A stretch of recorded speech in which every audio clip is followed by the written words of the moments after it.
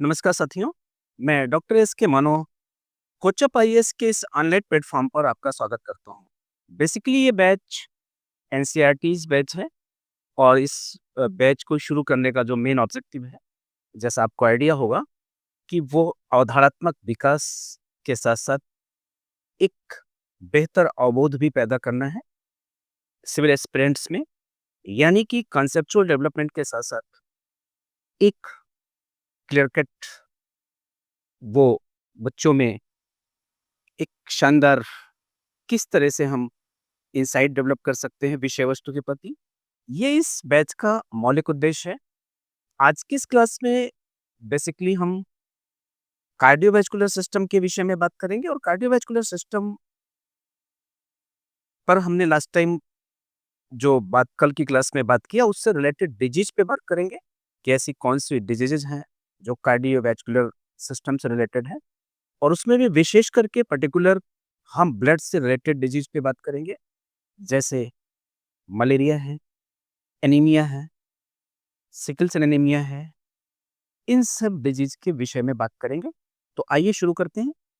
आज की जो डिस्कशन का जो हमारा आज का पॉइंट है, वो एक डिजीज है जिसे आप मलेरिया के नाम से जानते हैं। ये इसमें हम ये समझेंगे कि मलेरिया का पैथोजन क्या है। पैथोजन से मतलब ये है कि जो डिजीज को अकर करे, जो डिजीज को जनरेट करे, उसे पैथोजन या उसे रोगाणु कहते हैं।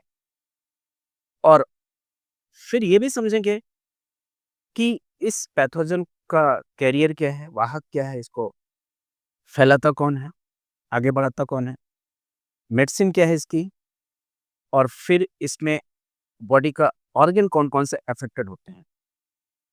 तो बेसिकली पहले तो ये है कि मलेरिया ये आरबीसी से रिलेटेड डिजीज है। इसमें आरबीसी प्रभावित होती है और लंबे समय तक अगर किसी को मलेरिया रहा, तो ये देखा गया है कि फिर उसका लीवर भी अफेक्टेड हो जाता है। तो RBC and liver both are affected in malaria disease. सवाल ये है कि ये मलेरिया का पैथोजन क्या है? तो इसका पैथोजन ना कोई बैक्टीरिया है, ना कोई वायरस है, ना कोई वर्म है, बल्कि इसका पैथोजन एक पैरासाइट है। और जब मैं कह रहा हूं कि एक पैरासाइट है, तो उस पैरासाइट को फाइलम प्रोटोजोआ के अंदर रखा जाता है। सो एक प्रोटोजून है, यानी कि और फाइलम प्रोटोजोआ आपको पता है कि जब हम फाइलम की बात करते हैं तो प्रोटोजोआ फाइलम ही सबसे पुराना फाइलम है। The protozoa word form by two words, protos plus zoon. The meaning of protos prime and meaning of zoon is living being.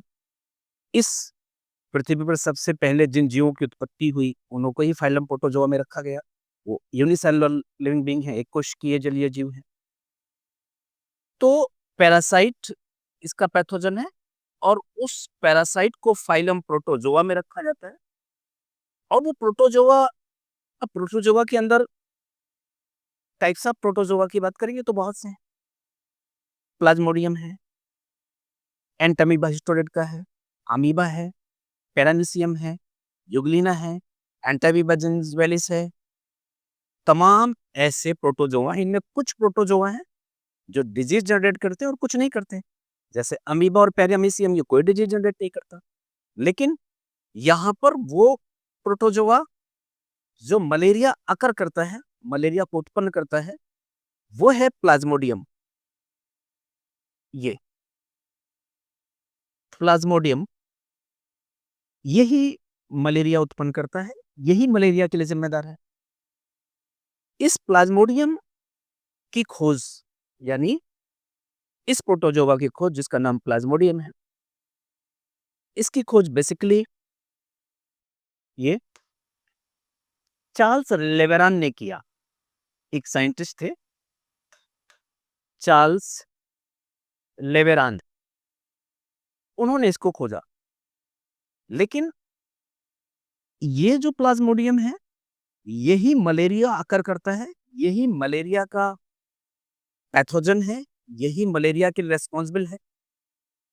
इस बात को आगे रोनाल्ड रास ने बताया। तो महत्वपूर्ण बात है यहाँ पर, प्लाज्मोडियम की खोज चार्ल्स लेवरान ने किया, लेकिन ये मलेरिया कर करता है, ये मलेरिया उत्पन्न करता है, इस बात को पहली बार रोनाल्ड लास ने बताया। तो सो यू कैन से, यानी कि इस प्लाज्मोडियम की खोज so you can say discovered by Charles Laveran. अगर लेकिन यहीं पर कहें कि ये प्लाज्मोडियम जो बेसिकली है, ये मलेरिया का पैथोजन है, यही मलेरिया उत्पन्न करता है, तो इस बात को रोनाल्ड रास बता रहे हैं पहली बात। ये भी आपको समझना है।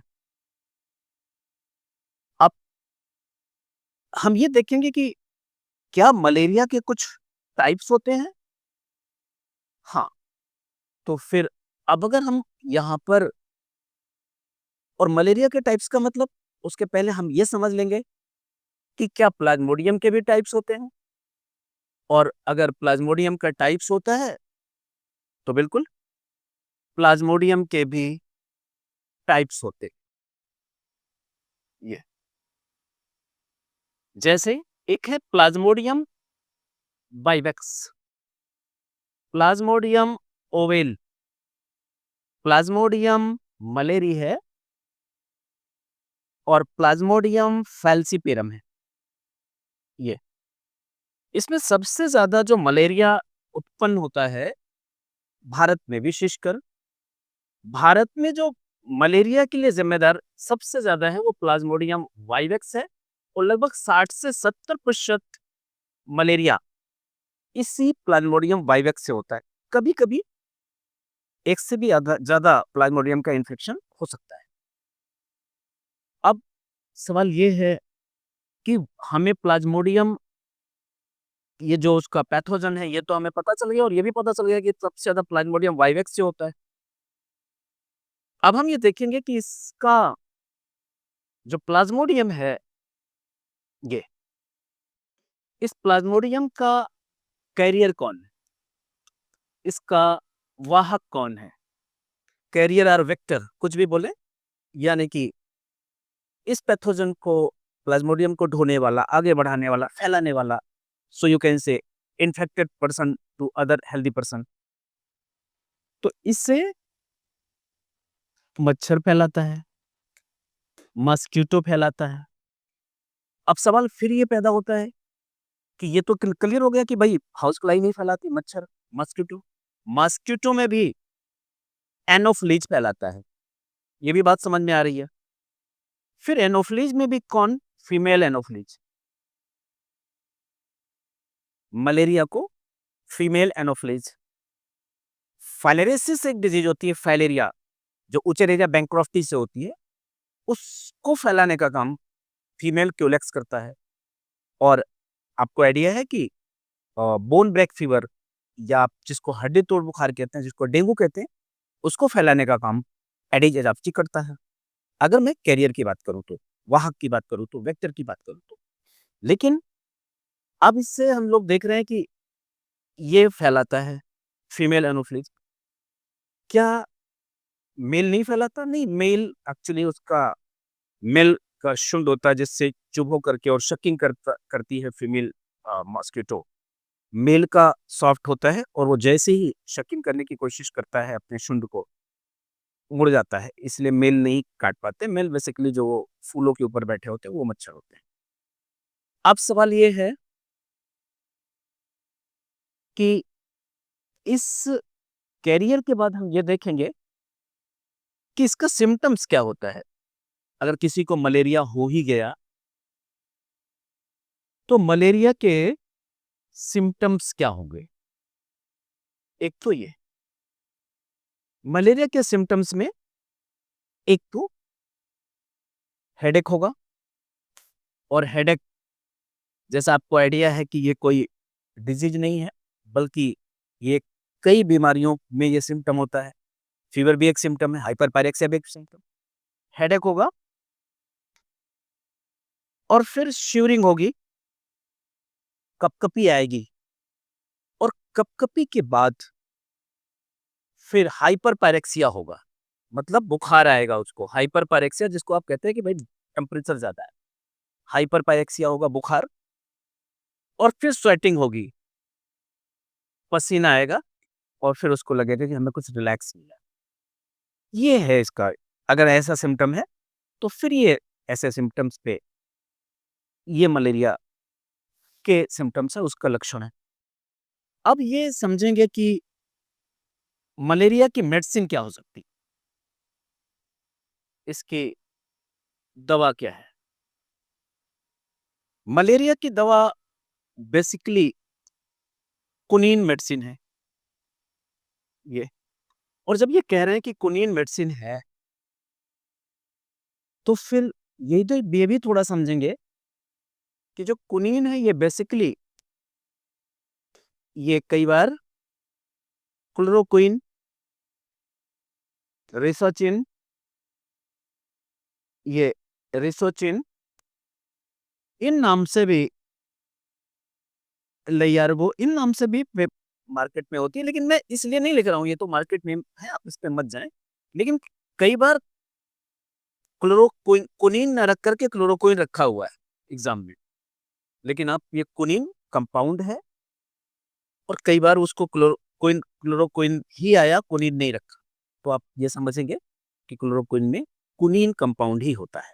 एक तो ये बात है, कभी संदर्भ में मैंने इसको बताने की जरूरत समझी, आप इनको मत जाने, कोई बात नहीं है, लेकिन ये आप समझ लें। दूसरा ये है कि जो ये मलेरिया की दवा कुनीन है, ये बेसिकली प्रिपेयर किससे होती है, ये तैयार किससे की जाती है, तो इसको तैयार बेसिकली सिनकोना पौधे की छाल से तैयार किया जाता है इसको। So you can say cinchona bark से तैयार किया जाता है इसको। तो क्या पौधे की छाल से, या पत्ती से, या फल से, या फूल से, मैं सिनकोना बोल रहा हूँ, सिकोया नहीं बोल रहा हूँ। सिकोया भी एक पौधा है, सिकोया एक बहुत ही बड़ा वृक्ष माना जाता है अब तक का, उल्फिया छोटा है, तो सिकोया की बात नहीं कर रहा हूँ, सिनकोना ये एक प्रकार का आवृत बीजी पौधा है, यानी कि एंजियोस्पर्म के अंदर आता है ये एंजियोस्पर्म प्लांट है, ये ये आवृत बीजी पौधा है, और इसकी छाल से मलेरिया की दवा को प्रिपेयर किया जाता है, मलेरिया की दवा को तैयार किया जाता है। अब ये भी हम समझेंगे, और अभी देखा कि लंबे समय तक किसी को मलेरिया होती है तो फिर लीवर भी डैमेज होता है, जाता है, हालांकि शुरुआत में आरबीसी प्रभावित होता है, लेकिन लंबे समय तक रहा, और फिर जब लीवर डैमेज हुआ तो अक्सर ये देखा गया है कि मलेरिया अगर लंबे समय तक रहा तो उसको फिर जॉइंटिस भी देखी गई, क्योंकि जॉइंटिस का गहरा संबंध लीवर से है, अगर लीवर प्रॉपर फंक्शन नहीं करेगा तो जॉइंटिस हो जाएगी। तो ये तरह से ये एक इसका एक बाद का इफेक्ट है, वो तो है। अब सवाल ये है कि हम ये भी समझेंगे कि क्या इस मलेरिया के नियंत्रण के लिए कोई मछली है जो इसके नियंत्रण में सहायक हो सकती है। तो एक मछली है जिसका नाम गंबूसिया है।